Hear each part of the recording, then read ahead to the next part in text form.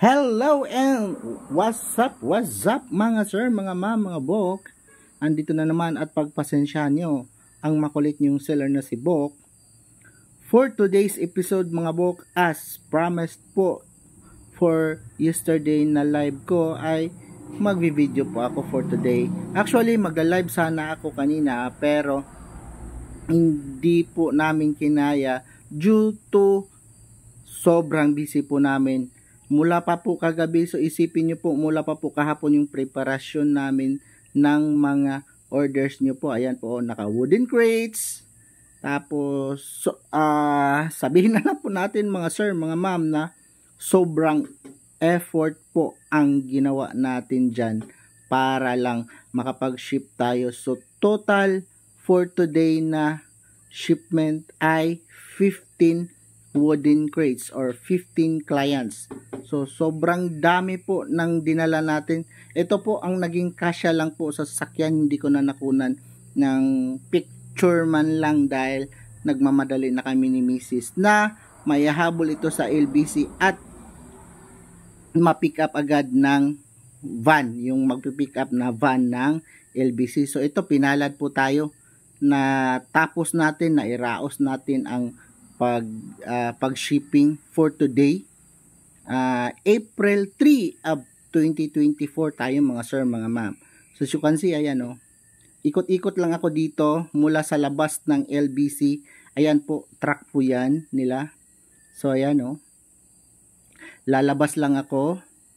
So ayan yung mga ikakarga na natin sa truck. So maya-maya ikakarga na yan dyan sa truck na yan. So kitang-kita nyo naman no, panoorin nyo ng maigi po yan no. Walang laman ang truck po na yan mga sir, mga ma'am. Walang laman po yan. So isipin nyo na puno po natin yan na truck. So yung shipping lang po natin, yung pinadala nating mga orders ay punong-puno po ito. So meron tayo actually as of this moment first batch po ito ng mga orders. So meron pa tayong second batch by tomorrow. So as of this moment na I am doing this voice over na taken this afternoon, April 3, 2024 sa LBC, ay kasalukuyan din si Mrs. Nag-o-overtime. So maya nag-o-overtime si Mrs. Actually nag-overtime na talaga si Mrs. Pagkatapos namin dyan, nag-snacks lang kami. Wala na po kaming lunch niyan kanina. Nag-snacks lang kami, uwi agad, and then ginawa na po namin ng paraan ulit na makapag-shipping bukas. So, second batch of shipment ng mga orders ng mga dear clients natin by tomorrow. So, I would like, once again, yung hindi pa po nag-fully paid, send na po ng payments mga sir, mga ma'am, kasi well, ito po sa ngayon kinakarga, kitang-kita nyo naman, kinakarga na po sa LBC truck. Ayan niloload na natin yan. So ang binayaran po namin total ng shipping na ito is nasa around 30,000 po, nasa around 30,000. So may isang crate na binayaran ng 1,200, may iba may 1,800, yung iba may 3,000. Yung mga malalaki po, kita nyo naman, yung wooden crates natin, iba-iba yung size. May orders po dyan na sempidak, meron pong double rootstock, meron pong triple rootstock dyan. So iba-iba, klase-klase po. Depende po sa order. So binagay po namin yung laki ng wooden crates. So we make sure na fully secured po ang ating shipping.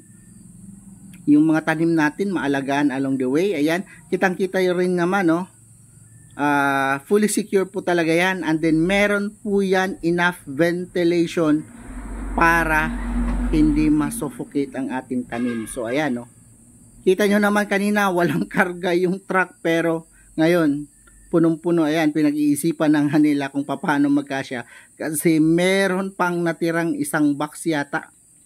Yan, so aayusin niya ni kuyang driver.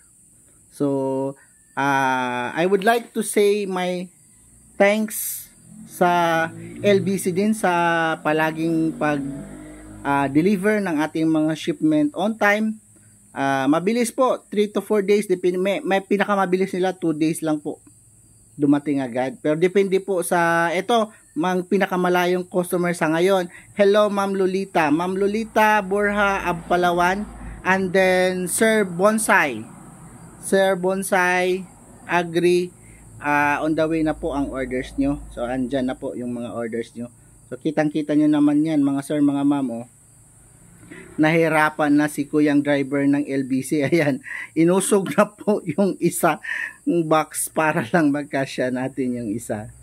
So, ganon po yan ka ganon po yan ka puno, kardami ang shipment natin for today.